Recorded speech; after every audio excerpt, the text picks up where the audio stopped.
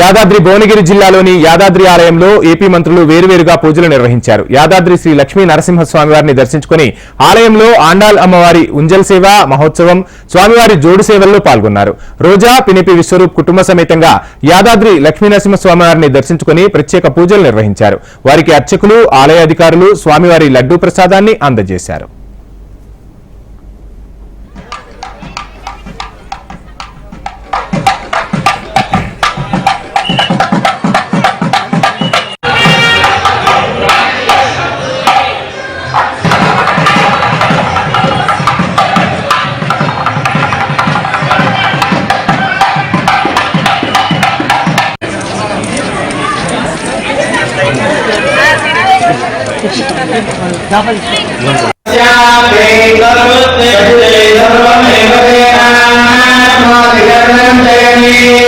शतंजे